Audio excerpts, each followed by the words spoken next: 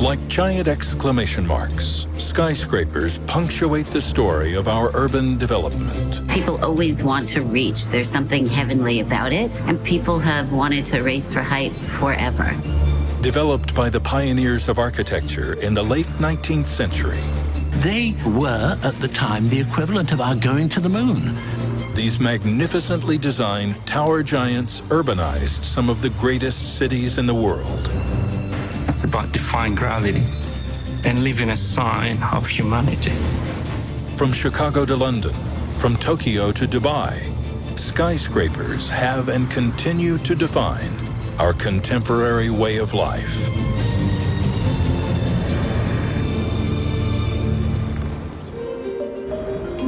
In past decades, the tallest buildings were designed to reflect a city's sense of place. But today, a new breed has emerged across the globe, partially due to the evolution of the skyscraper's form and advancements in modern technology.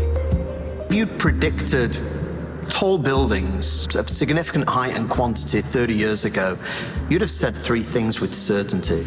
You'd say, building will be in the USA, there'll be an office building, and it'll be built out of steel. And now the exact opposite is true. The chances are that the world's tallest buildings will be located in Asia. They will probably be mixed use or maybe even residential function rather than pure office. And the chances are they'll be built out of concrete or composite construction. As we see European cities, they already have a history of tall buildings, making more and more new tall buildings like London or Milan in Italy. Experts predict that by 2050, more than 2/3 of the global population will live in cities. So we've seen a huge explosion of tall buildings all around the world. It is a global building typology. There's no question about it. From the Far East to the Wild West, from the Nordic North to the sunny South, urbanization is on the rise, and skylines are rapidly changing.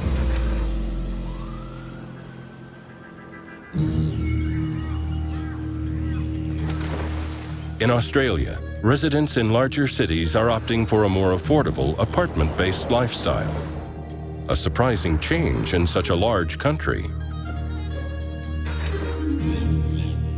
If we go back half a century, living in a high-rise near the city centre was seen as low-cost living or kind of social housing. This has dramatically changed now.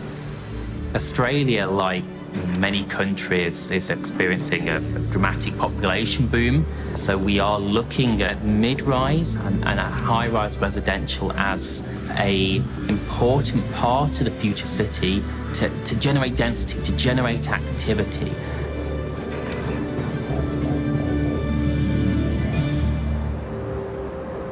As people down under downsized, residential towers soared skyward in the country's cultural capital, Melbourne. It was the culture of a concrete tall building. It is the city that developed the jump form idea, the self-climbing formwork.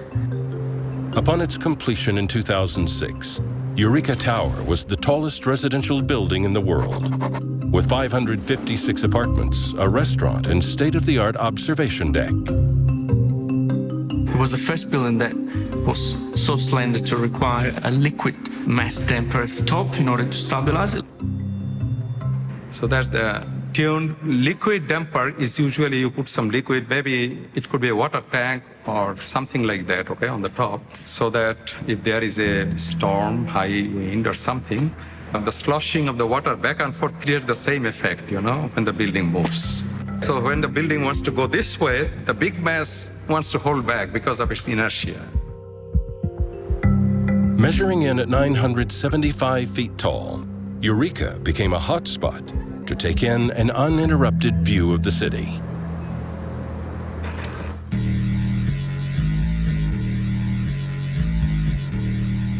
There's this whole kind of like sub-design sort of industry of taking older buildings and redoing the viewing experience to make it more thrilling. It's no longer enough to dine in a revolving restaurant or view an expansive skyline through rooftop binoculars. Today's buildings offer tourist attractions and experiences of a lifetime. Yeah, it makes a ton of money. People will always pay, particularly when they're visiting a city for the first time. There's not much you have to do to maintain it. The building's built. All you have to do is run the elevator. You know what I mean? It's a bit of a cash cow. For whatever reason, the human brain is programmed to enjoy looking out the wide open vistas. People love that feeling of being that tall, and they like that feeling of being kind of scared, right? I always think about what would the world look like if humans inherently had a fear of heights. We could never have skyscrapers. Observation decks on skyscrapers have become an urban playground for adrenaline junkies, and their stairwells, a vertical racetrack where competitors always come out on top.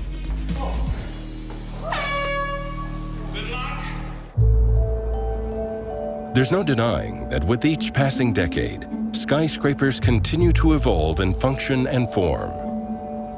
Yet there's a complicated relationship between the economy and the skyscraper industry. This was never more evident than in 2008, when a global financial crisis brought the tall building industry to its knees, and Dubai was caught in the line of fire. As the city-state's economy hit a wall, construction was stopped in its tracks. It really affected Dubai for 2 or 3 years, and it was pretty devastating. There was a huge amount of rebuilding internally, economically, to see how that was going to go forward, in terms of how Dubai was actually going to survive that.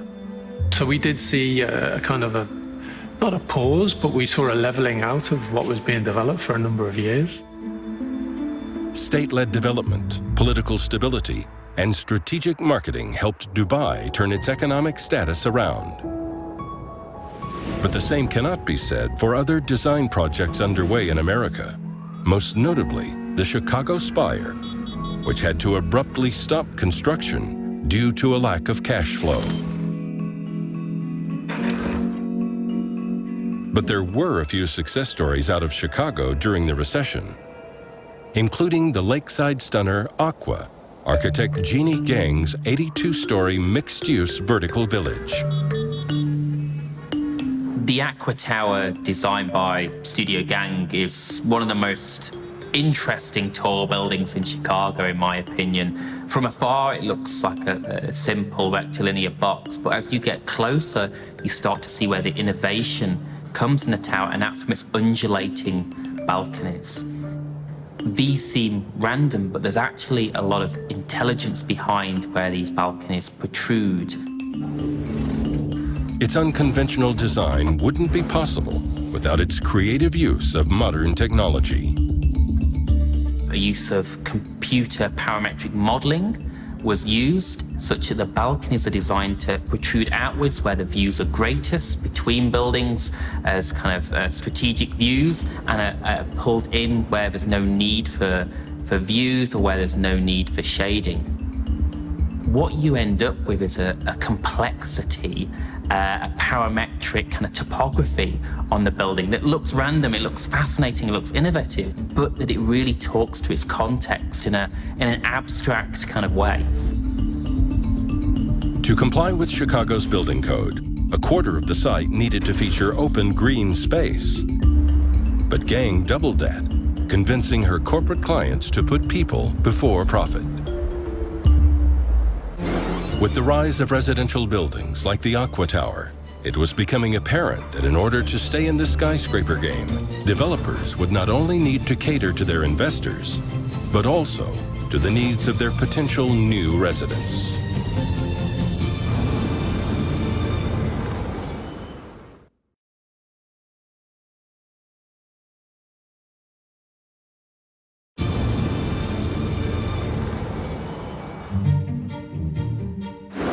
Across the world in the mid-2000s, people began to give up their suburban homes and move into the city. Unfortunately, the change of scenery brought with it new environmental concerns. Now more than ever, people were beginning to question whether city living was worth putting their health at risk. What percentage of the world's population right now is dying from chronic diseases? About 75% of the world's population. What we need to do next is to improve on these tall buildings to make the habitats better for humanity. The health and well-being connection of people with the skyscrapers are very important. How do we make it better? Part of that is integrating the anthropogenic environment with nature to create this habitat where human and nature will thrive together in an urban environment so we can live long and prosper. The body goes through changes of breathing, air, pollution, light. So all our physiological and psychological experiences combines our experience of living in a skyscraper. And the amount that we get from electric lighting by itself is not enough. You have some architects who are keenly aware of that, and they are designing buildings to facilitate that contact between sunlight and the building occupants. The drive from our perspective is to allow people the breathing space. So in terms of external space, in terms of green space, which the pressure is on terms of developers to allow that to happen, because the pressures of building high is immense. As a result, architects were creating skyscrapers which considered not just function and form, but also environmental well-being. But designing buildings that consider their surroundings isn't easy on the cheap. In order to build smart, you also need a lucrative budget. In 2008, the financial crisis sent the global economy into a tailspin. But while some countries were struggling, others were able to see themselves out of the darkness. China's growth slowed considerably, but their economy remained stable due in part to the countermeasures taken by its government. In the United States, the 1920 census showed that for the first time in American history, half the country lived in cities and half the country lived in the rural areas. In a way, China is doing today something similar to what we did in the 1920s. Stimulus policies and packages were used to mitigate the impact of the crisis, ensuring stability in the tall building sector. All the major cities or development cities in China are moving to the west, and the city need modernization in the city. They will need these new projects to be in their cities. Amidst the chaos, Shanghai emerged as a global capital of commerce and culture, emphatically staking their claim with the Shanghai World Financial Center, a 101-story monolith on Century Avenue in Pudong. The Shanghai World Financial Center was designed at a time there weren't many skyscrapers in Shanghai, which was really only 20 years ago. Even with a clean slate to work from, the design team was vigilant in ensuring that their building would fit in. Tall buildings should never be in isolation. There must be a dialogue. So in this case, the only thing we could speak to was this other structure, which is this Pearl Oriental TV tower, which sits on the river in Shanghai. You get the sphere of the Pearl Tower, and then you get the Shanghai Financial Center, which had an aperture at the top, which was a circle. And the idea is you get solid, void, same geometry, looking directly at each other. Then the city around it could kind of develop. So it is a brilliant strategy, absolutely brilliant. Brilliant, but not entirely sensitive to local sentiment. Because the developer of that project was Japanese, and iconography is so important to the Chinese, they saw the circle as the symbol of the Japanese flag. At a certain point, we realized we just couldn't build that original design. In an effort to mitigate the situation and not draw the attention of the internet, developers decided it was better to play it safe than sorry. This was a time when the internet was coming online in China. Here you get, a communist country that its people are suddenly enabled by the internet to voice their opinions.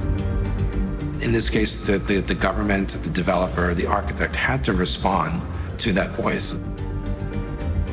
So Bill decided to change the design from the pure circle to this current form, which sort of is, we call it an inverted trapezoid.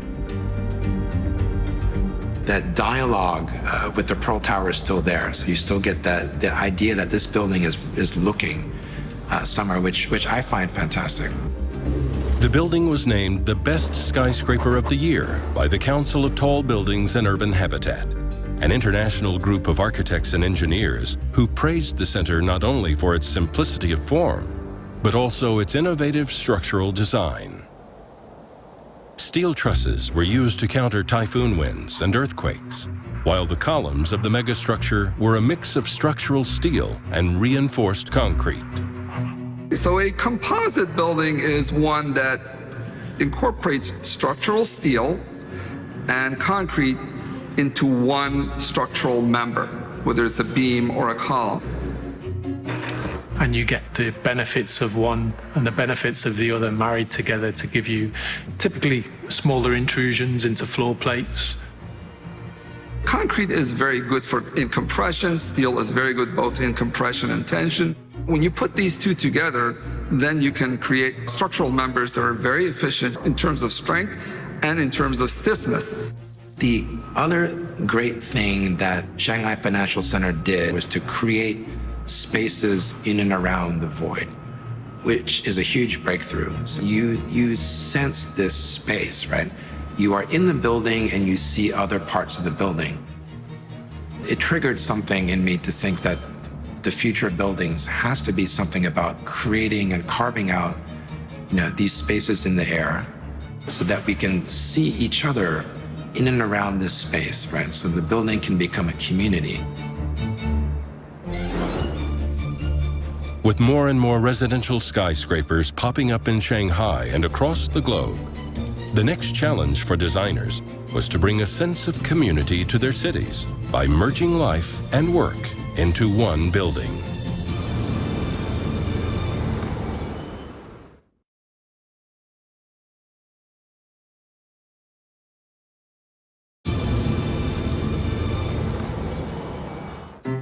In the 21st century, the desire for multifunctional living and working space has become a priority.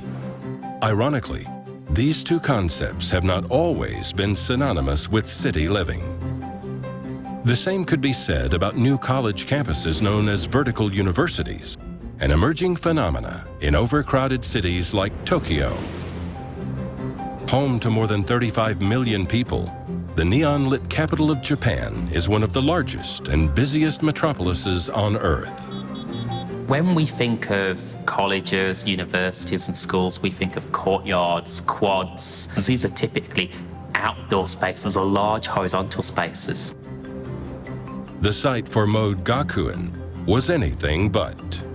It's a 50-story university building where 3 different faculties are stacked up on top of each other. You've got a technology college, you've got a medical college. And this is an outcome of Tokyo's density. We couldn't accommodate those buildings in 5-story and 10-story buildings. It's inefficient. So in Tokyo, we have to build up. The design for the building was submitted via a competition. The only condition? The structure could not be rectangular. The winning entry was that of a spectacular cocoon-shaped tower, reaching 669 feet into the sky. In Mode Gakuen, you have 3 classrooms orientated around a central core. The space between those classrooms become mini atriums, and they're the student lounges, the place where students can do group work, where they can interact, the learning landscape of the building. As our cities are getting denser, what we're going to find is traditional horizontal typologies and buildings, schools, colleges, even farms and cemeteries are going to have to start going up to be able to compete to stay in the city.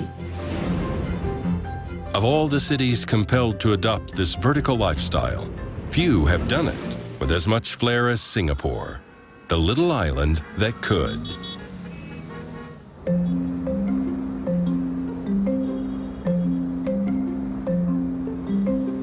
Singapore has been doing for a decade or more now what other cities are still dreaming about. 80% of people in Singapore live in government-built high-rise housing, like Marina Bay Sands, where you literally have a couple of acre sky park on top of these 3 towers. To create this extraordinary tri-tower city within a city, architect Moshe Safdie had to invent a cityscape that works on a human scale, despite its dimensions and price tag. And the key to achieving that was connectivity.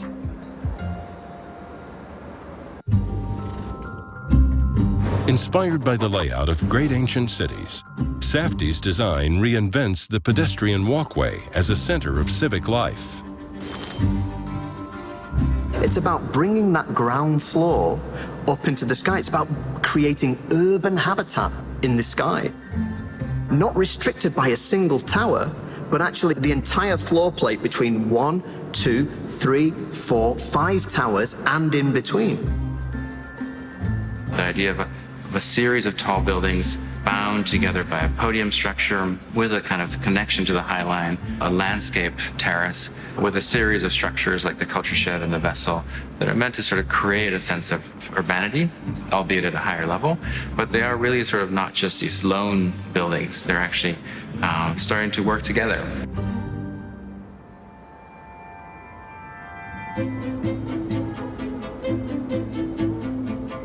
Since its humble beginnings in 1885, skyscraper typology has continually evolved in form and in function. The history of the skyscraper is all about the office building, the place of work. Increasingly, we're seeing our modern relationship with skyscrapers being about housing, the place to live. That's a big challenge. The reasons that drive that single-family house in the suburb, which are about the garden, the park, the community, you can get that in a tall building, and that's what we're getting in places like Singapore. Those things make sense for urban populations, and the skyscraper is born of urbanity, and that idea of urbanity can be claimed by the skyscraper. Can we redefine and reimagine our future cities, taller skyscrapers, and think of them as microcosm of cities? We need release from the pressure of being in a dense urban environment. And we can put those spaces on the ground, but there's no reason we can't put those spaces up in the air. We're finding buildings around the world that are incorporating sky gardens, play areas at height, gyms at height, running tracks linking buildings together at height. All these things are happening now, and for me, that's a huge part of the future of the tall building. It's self-contained, but it's well conceived as a series of different uses that complement each other. And you get thriving areas and, creation of parks and this kind of thing, which really does give that sense of place and, creates a kind of a mini town or village in its own right.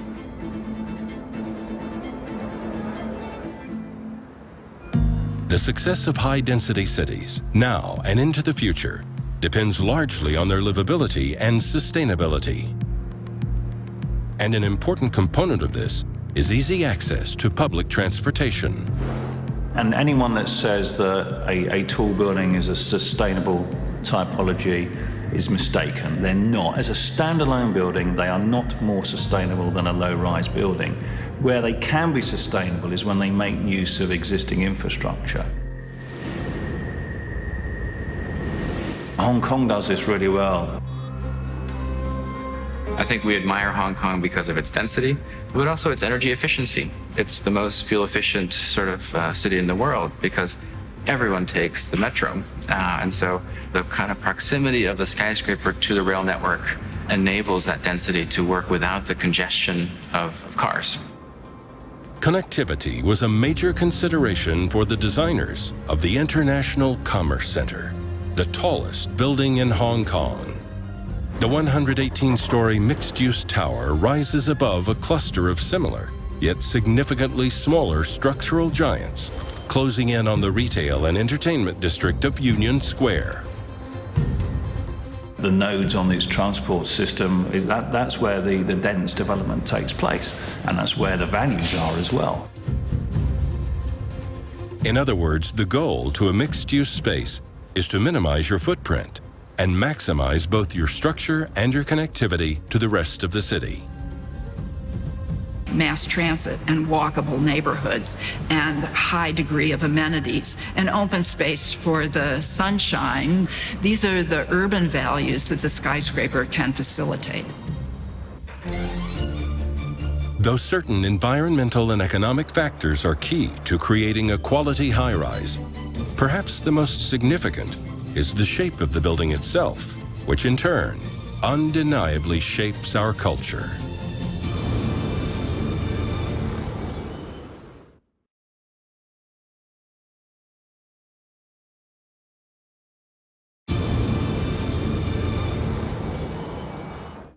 In the 21st century, as the race for height continued, architects developed more innovative skyscrapers around the world. The competition was fierce, and many great nations stepped up to the plate to influence form, function, and design. But China decided to take a quantum leap sideways. In response to several unique buildings created for the Beijing Olympics, the CCTV headquarters rose into being thanks to its creator, architect Rem Koolhaas. The CCTV has a sort of a tube structure that provides the superstructure for the building, and there are vertical towers and there are horizontal parts of it. The building was undoubtedly on the mind of President Xi Jinping when he called for an end to his nation's passion for weird architecture.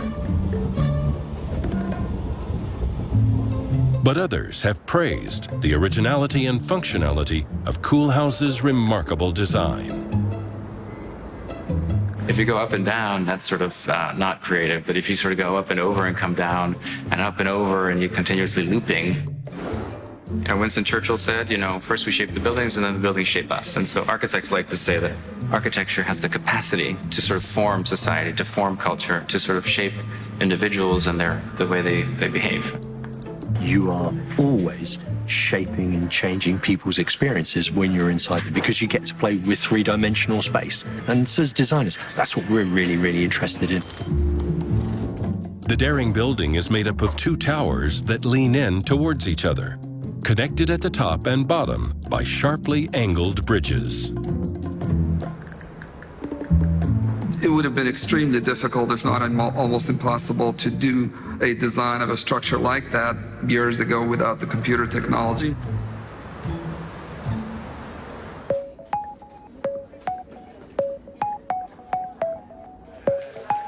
Computers are such an integral part of our everyday lives. It's hard to imagine how we ever functioned without them.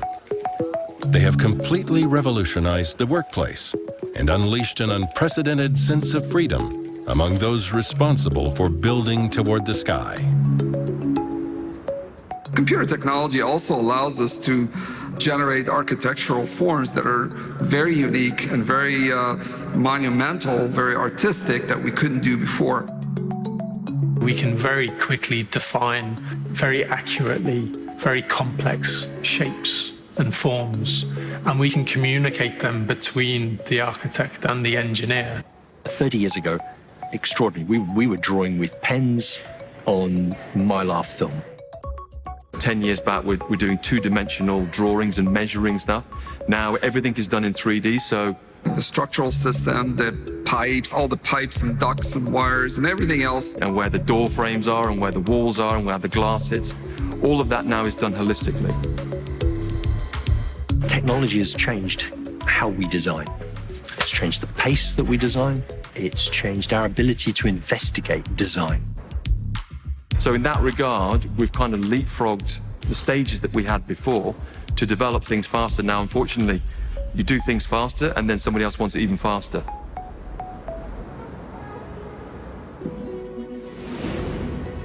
Nowhere was this acceleration of a building's time frame more evident than in the design and construction of the world's supertalls. And the global epicenter for this movement, despite the global financial crisis, was indisputably Dubai. If you look again now, that rise that we saw before is back. And now that's kind of being driven more by money and commerce and this belief cities need a skyline, need the world's tallest. They've deliberately built the tallest buildings in the world as an advertisement for how modern they are, to show that they can. They started building the tall buildings, and then people came, and then they needed more tall buildings. And it just keeps going and going and going. With a rapidly growing population, cities like Dubai were faced with an important question. Could they keep up with the overwhelming demand for more skyscrapers without compromising their structural integrity?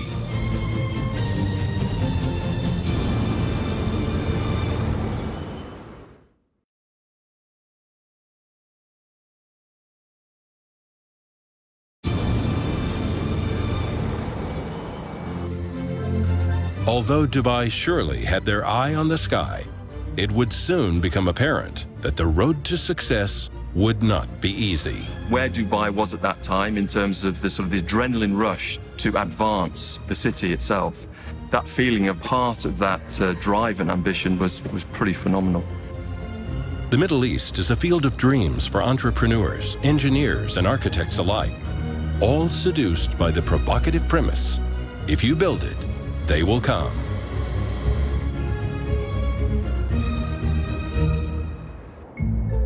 If only the task itself was so simple. When you build a building in the desert, there's certain things you have to look out for. One is that the concrete doesn't get too hot, because when the concrete cures, it dries off a lot of heat. They have a very, very good concrete technology system in Dubai, and they put shaved ice instead of water into the concrete when they mix it up in order to cool it down so when it comes to the site, it's not too hot. The bedrock in this part of the world is surprisingly solid, but accessing it is often a challenge. This is not the sand that we have on the beaches, which is nice and soft and you can move around with your feet, you know. The deeper you go, the more densely compact it becomes, and at some point through the geological process, that sand becomes a rock. The deeper you go, you actually get to a level where you get very appreciable stiffness in the ground. The climate is another factor that needs careful consideration in the Middle East. How to block and harness energy from the sun. Understanding how to work with sun, creating shade in the summer months, is very, very important. Because in Dubai, you can illuminate an office space 60% of the year with sunlight, and the rest of the time it might get too hot, and that's when you need to shade down. So it's understanding the dynamics of the sun, playing with the sun is very important. The final challenge is the ancient mariner's worst nightmare. Water. Water everywhere, nor any drop to drink. The groundwater is very, very corrosive. It has more salt than seawater, and sulfates try to eat the concrete. And so because of that, it's something called cathodic protection. When metal rusts, it actually creates what's like a battery. And so what we do is we use a sacrificial anode, which actually reverses the electronic flow of the battery so that the rebar doesn't rust. And so we have some sacrificial anodes buried out there that can be changed out over time as necessary. And then we waterproofed the raft or the mat at the bottom so that the water couldn't even get to the surface. There's always a sort of precociousness at the leading edge of design. As the problems present themselves, they are solved in a clever way. We see the designs as a form of research. So we'll do that building and then we'll evolve the idea for the next building. And that's just practical. Gravity doesn't change from one place to the next, so why not build on what you've known? Prepared with a solution for every conceivable problem at hand, there was simply no holding the emirate back. They plucked the coveted crown of world's tallest from the top of Taipei 101, not by a mere foot or two, but by 1,053 feet. That's akin to flying the Burj Al Arab from the mast of Taiwan's tower, using it as a symbolic white flag to signal the ultimate surrender. The Burj Khalifa came along and it just took every record and title to the nth degree. Even with a myriad of obstacles to overcome, Dubai had their sights set on reaching unimaginable heights.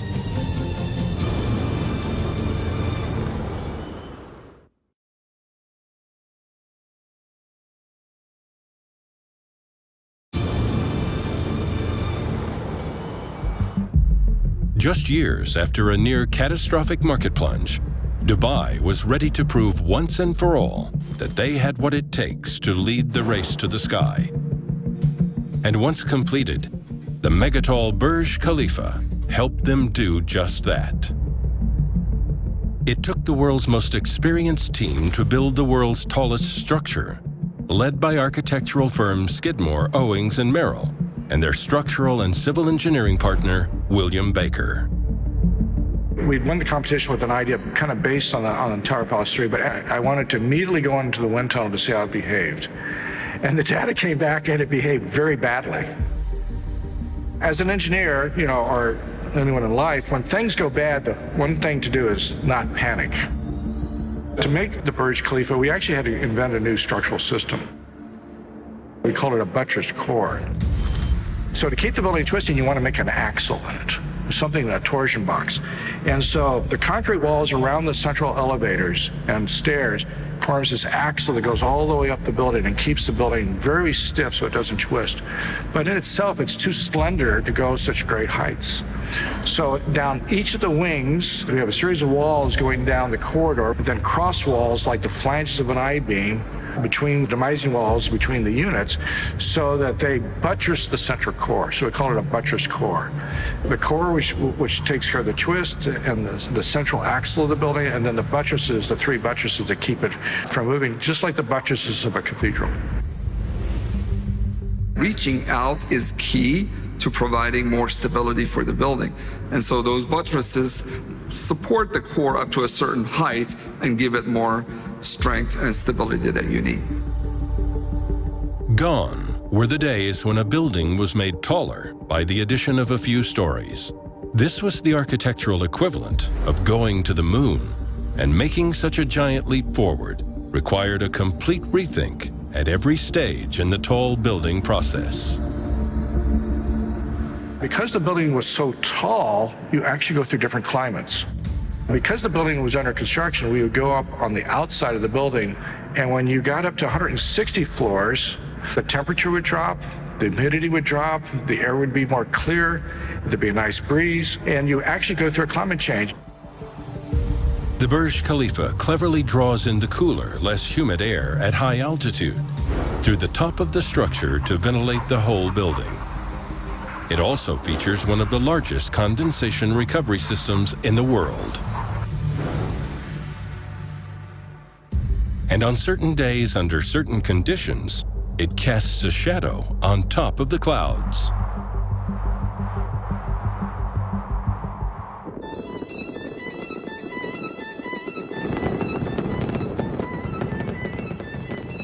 It's a hybrid building. It's not an office building or residential building.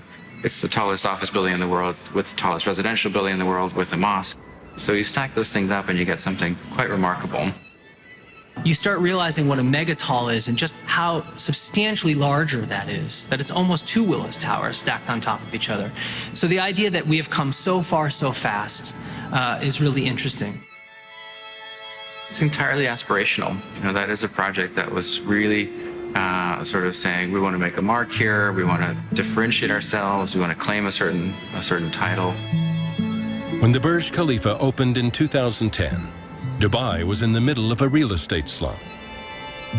Its once bustling luxury apartments and offices lay empty, leaving many to think that Dubai had overreached, that its vision for a high-rise, high-profile future would fade like a desert mirage, bringing an end to their participation in the race to the sky.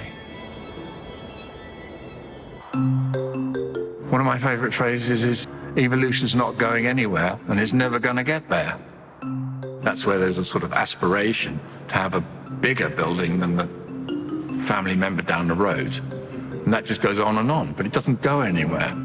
You get very caught up in this idea of the biggest, the tallest, the fastest, the first, without necessarily really asking why. Great freedom brings with it really incredible responsibility. And sometimes when there are no questions, you can do whatever you like. If you look at some of the architecture in the Middle East, it seems like there weren't enough constraints, that there was just so much of kind of exuberant desire for expression. I think what they lacked was a strategic plan. So you would get tall buildings just being developed by different developers in different parts of town without a strategic plan for how those tall buildings fitted into the whole real estate of the region. So we're building icons before infrastructure. That's not a very sustainable way of constructing our future cities. Building castles in the sky is achievable as long as you can, metaphorically, retrofit their foundations. Once the Middle East learned from the disaster it averted, it was set to emerge even stronger and with a better understanding of what it takes for tall buildings to become truly iconic. Iconic is a kind of overused word, and in a way one runs a mile from it, because if anybody starts off with the idea we're going to do something iconic, you're dead. Everybody's got to aspire to making a great building. I mean, that's self-evident. You've got to do the very best building that you can. But to make it iconic, that's for the public. They're the ones who decide if those buildings are important, if they make the right impression. And if those forces then generate something which becomes, in a way, symbolic of a place and somehow kindles something in a lay reaction, somebody walking along the street and saying, that's different, I like that, then somehow this gets transmitted along to become iconic. If you get all of those things right, not just some of them, if you have all of them right, then a building can become iconic. Then it will be loved, and then it will become iconic.